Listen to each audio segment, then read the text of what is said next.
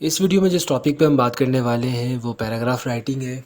एक पैराग्राफ कैसे लिखा जाता है। तो इससे पहले कि मैं ये बताऊं कि पैराग्राफ कैसे लिखा जाता है, पहले हम ये जान लेते हैं पैराग्राफ कहते किसको है। देखो भाई, वर्ड्स उस वक्त मिल बनते हैं जब हम बहुत सारे लेटर्स को मिला देते हैं लिख कर। और अगर बोलते हैं तो डेफिनेटली वो साउंड से मिलकर वर्ड्स बनते हैं। लेटर से या साउंड से मिलकर वर्ड्स बनते हैं, वर्ड से मिलकर सेंटेंस बनता है और सेंटेंस से मिलकर पैराग्राफ बनता है। पैराग्राफ को और आप उसको आगे लेके चलें तो वो ऐसे आर्टिकल जो बनाना हो। तो पैराग्राफ ऐसे ही नहीं बन जाता, बल्कि पैराग्राफ कहा जाता है उस ग्रुप ऑफ सेंटेंस को जो कि एक आइडिया को, मेन आइडिया को सपोर्ट करने के लिए लाया जाए। मतलब ये है कि अगर बहुत सारे सेंटेंसेस एक जगह लिखे हुए हैं और उनका एक आइडिया नहीं है, वो डिफरेंट आइडियाज़ पे बात कर रहे हैं, वो पैराग्राफ नहीं कहलाएगा। पैराग्राफ उस वक्त उसे कहा जाएगा जब वो एक आइडिया पर बात कर रहा हो। इसी तरह एक और डेफिनेशन पैराग्राफ के हवाले से मिलती है, वो ये है कि वो सीरीज़ ऑफ सेंटेंसेस पैराग्राफ कहलाते हैं जो ऑर्गेनाइज हों। सही। और दूसरी बात ये कि वो कोहेरेंट हो। ऑर्गेनाइज्ड होने का मतलब यही है कि वो बेतरतीब ना हो, बिल्कुल अरेंज करके उनको लाया जाए। और जो कोहेरेंट वाली बात है, कोहेरेंट का मतलब ये है कि अरेंज तो कर दिया लेकिन वो एक दूसरे से लॉजिकली कनेक्टेड भी हों। ऐसा ना हो कि जो बात पहले कहनी थी वो बाद में गई है, वो ऑर्गेनाइज्ड हो जाएगा लेकिन कोहेरेंट नहीं होगा। कोहेरेंट होने का मतलब ये है कि वो लॉजिकली भी कनेक्टेड होना चाहिए, इंटीग्रेटेड होना चाहिए। सही है। क्यों होना चाहिए? एक टॉपिक को, सिंगल टॉपिक को बताने के लिए भाई टॉपिक चेंज करना है, पैराग्राफ चेंज कर दो। सही। अगर ये हमने एक आइडिया पर, एक टॉपिक पे बात करनी होती है तो हम पैराग्राफ यूज़ करते हैं। ये होता है पैराग्राफ।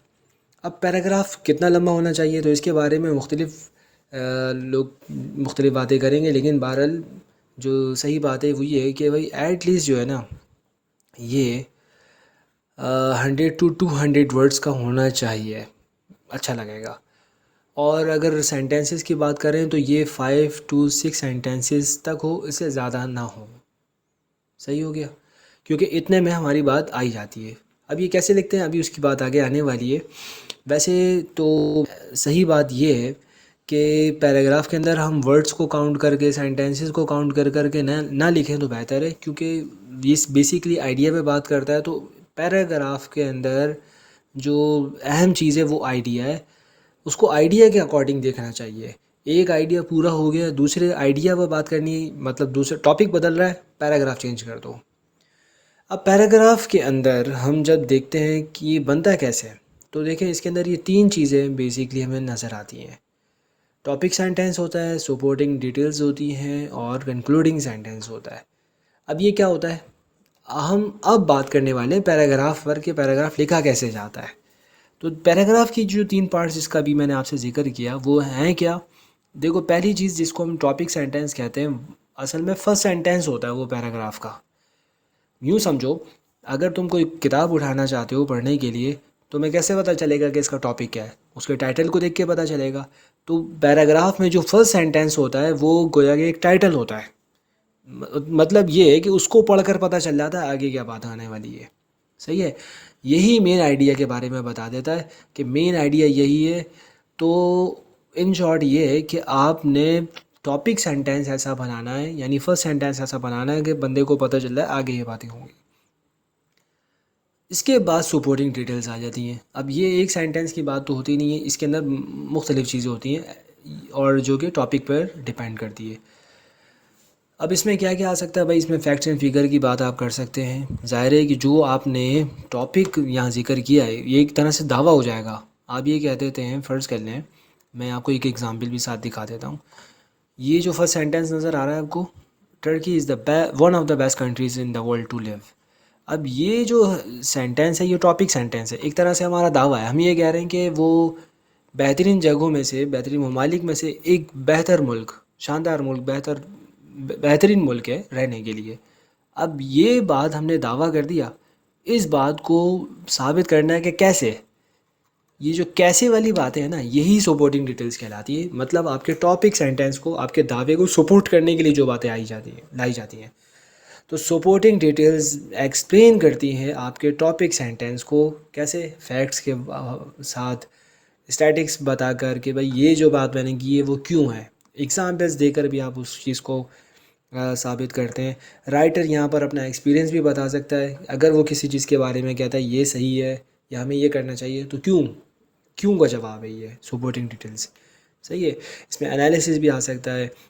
टॉपिक पर डिपेंड करता है ना, कैसा टॉपिक है, तुम क्या लाना चाहते हो सकता है कि किसी टॉपिक पर तुम अपना एक्सपीरियंस बताना चाहते हो सकता है कि उस पर फैक्ट्स एंड फिगर की बातें आ जाएँ, तो तुम्हारी मर्ज़ी है, जो तुम्हें ज़्यादा अच्छा लगे। एक्सपर्ट्स की ओपिनियन भी हम सपोर्टिंग डिटेल्स में लिख देते हैं। इसकी बातों पर मेंशन कर दिए। पर्सनल एक्सपीरियंस ये भी बता दिए। दूसरों का एक्सपीरियंस है वो भी सपोर्टिंग डिटेल्स में आ सकता है। ब्रीफ स्टोरीज़, आपने कोई बात जिक्र कर दी, टॉपिक सेंटेंस में दावा कर दिया, अब उसको साबित करने के लिए आप स्टोरी ले आएँ। रिसर्च की बात कर लें, एनालिसिस, इंटरव्यू जो आपने लिया है, कहीं पढ़ा, जो बात भी आप करना चाहते हैं। ये दो बातें हो गई। टॉपिक सेंटेंस पहला सेंटेंस होता है। सपोर्टिंग डिटेल्स वो होती हैं जो टॉपिक सेंटेंस को बताने के लिए आती हैं कि ऐसा क्यों है। और आखिर जब एंड करनी, ज़ाहिर है बात शुरू की है तो ख़त्म भी तो करनी है ना, वो ख़त्म होती है कंक्लूडिंग सेंटेंस पर। और कंक्लूडिंग सेंटेंस वो सेंटेंस होता है जिसको हम फाइनल स्टेटमेंट भी कह देते हैं, आखिरी बात। बस इसके बाद बात ख़त्म हो जाती है। सही है। और ये ऐसा नहीं होता है कि नए सिरे से कोई बात करती, बल्कि ये सारी बातों को एंड करके, देखो एग्जाम्पल में देख लो तुम यहाँ पर, मैंने जैसे कि ये कहा, Turkey is one of the best countries in the world to live. ये टॉपिक सेंटेंस हो गया। अब यहाँ से जो कुछ आपको नज़र आ रहा है, there are thousands of shrines, क्यों भाई बेस्ट कंट्री है, उसकी वजह बताई जा रही है। और ये बताया जा रहा है कि यहाँ से कि एक तो ये कि भाई वहाँ पर बहुत सारे औलिया के मज़ारात हैं और स्कॉलर्स की भी मज़ारात हैं, वैरियर्स, इस्लामिक वैरियर्स, मुस्लिम वैरियर्स थे और मुख्तलिफ़ हिस्सों में है। ये हमने जुमले को लंबा करने के लिए या मज़ीद वसात के लिए कह दिया। They define the culture of country and narrate different tales about Muslim ancestors. ये यही श्राइन जो है, जो कल्चर सब कुछ उससे उसके अंदर मुज़मर है, पोशीदा है, या वो उसकी बात करता है, तो ये इससे रिलेटेड हो गया। द इकोनॉमिक पोजीशन, अब ये दूसरा पॉइंट यहाँ से हम शुरू कर रहे हैं, आप चाहें तो इसको दूसरा मान लें। इकोनॉमी की बात की कि भाई इज़ फार बेटर, ये बहुत ज़्यादा बेहतर है than other countries of Asia. अब दो बातें हो गई। तीसरी बात तैयब उर्दोगान की, उसके हवाले से कर ली कि has been elected as a president of the country multiple times, और उसने अपने आप को एक आइडियल मुस्लिम लीडर के तौर पर प्रूव भी कर लिया है। ये अलग हमारी जो बातें हैं, ये टॉपिक सेंटेंस था पूरा। सही है। यहाँ से जो बातें शुरू हुई ये उम्मा तक, मुस्लिम उम्मा तक, ये सपोर्टिंग डिटेल्स है। सही है। और इन शॉर्ट करके जब हम जो यहाँ से बात शुरू कर रहे हैं आखिर तक, ये है concluding sentence. In short Turkey is emerging ray of hope, कि भाई ये एक उभरती हुई उम्मीद है, उम्मीद की किरण है, not only for Turkish Muslims, सिर्फ तुर्की के मुसलमानों के लिए नहीं, but also for entire Muslim community in the next decade. तो मतलब ये है कि भाई ये वाली बात जो हमने की थी, उस पर सारी बातें की सपोर्ट करने के लिए, ये बात इन्हीं सारी बातों की वजाहत के लिए, या ये कह लें कि उसी को दूसरे लफ्ज़ों में रिपीट करने के लिए लाई गई है। सही हो गया। कंक्लूडिंग सेंटेंस समझ में आ गया है। अगर कोई क्वेश्चन हो तो आप कमेंट बॉक्स में, या कमेंट बॉक्स होता ही इसीलिए कि क्वेश्चन करने के लिए। सही है। अगर हम इसको अपनी क्लास समझ लें, ये करता है क्या है कंक्लूडिंग सेंटेंस, ये मैं कमेंट बॉक्स कह रहा था अभी शायद, हाँ मुझे लगा मैंने शायद कंक्लूडिंग सेंटेंस कहा। तो इट टाइज ऑल आइडियाज़, सारे आइडियाज़ को जो जो आपने कहा है उनको टाई कर देता, बांध देता है, और एम्फेसिस इसमें मिल जाता है हमें, एम्फेसाइज मेन आइडिया पर आखिर में, एक दफ़ा फिर आखिर में एंड करते हुए।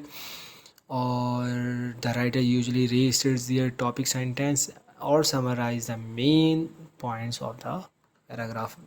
खुलासतन बात कर देते हैं कैसे लिखा जाए पैराग्राफ। तो देखो भाई यहाँ पर मैंने कुछ पॉइंट्स अपने एक्सपीरियंस के अकॉर्डिंग लिखे। पहली चीज़ तो ये कि देखो, अगर तुम डायरेक्ट लिखने में बैठ जाओगे तो हो सकता है कि तुम इतना अच्छा ना लिख सको, तो ब्रेन स्टॉर्मिंग कर लो। ब्रेन स्टॉर्मिंग का मतलब ये है, दिमाग चला लो पहले, कि ये वाले टॉपिक पे क्या क्या बातें लिखी जा सकती हैं, क्योंकि आप जब सोचने बैठते हैं ना कि ये इससे रेलिवेंट है, ये भी है, ये भी है, अब एडवांटेज की बात भी आ सकती है, डिसएडवांटेज की बात भी आ सकती है यहाँ पर।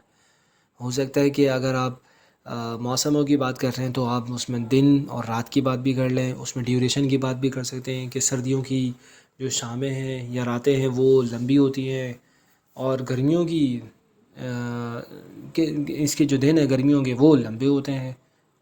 कई रातें छोटी हैं, कई दिन। और फिर सब्जियों की और फलों की उससे रेलिवेंट चीज़ें हैं। और फिर ज़ाहिर कपड़ों की भी बात आ सकती है, सर्दियों में हम ऐसे कपड़े पहनते हैं, गर्मियों में ऐसे पहनते हैं। हॉलीडेज़ की भी बात आ सकती है उसके अंदर। मतलब तुम्हारी मर्ज़ी है जो तुम लिखना चाहते हो। किसी एक ही जगह जाओगे ना, ज़ाहिर पैराग्राफ है तो उसके अंदर एक ही आइडिया पर बात होगी।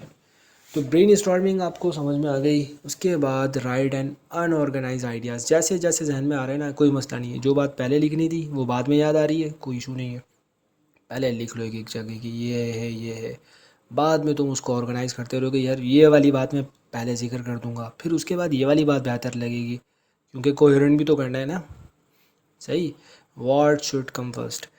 सही है। ऐसा ना हो कि कोल्ड ड्रिंक सबसे आखिर में देनी थी तो आपने पहले दे दी। जैसे हम गेस्ट को देते हैं ना, वो बिरयानी पहले खिलानी थी या आइसक्रीम पहले खिलानी थी, मीठा पहले आना चाहिए बाद में आना चाहिए। तो जैसे होता है, हाँ बिल्कुल वैसे ही करना है। एग्ज़ाम्पल्स भी ऐड कर सकते हो अपनी बात को और वाज़ेह करने के लिए या थोड़ा सा बढ़ाने के लिए। कोटेशंस को कोट करना ये ज़रा आपकी राइटिंग को थोड़ा वो बना देता है क्रेडिबल, कि भाई काबिल एतमाद शख्स है लिखने वाला, उसने किसी की बात को कोट भी कर दिया है। सही।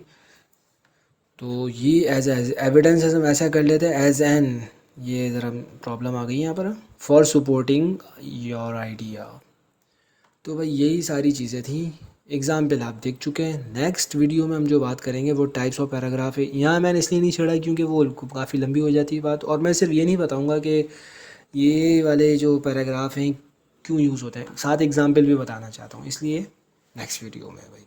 ओके, डिस्क्रिप्शन में लिंक भी डाल दूँगा मैं उसका बाद में। अल्लाह हाफ़िज़।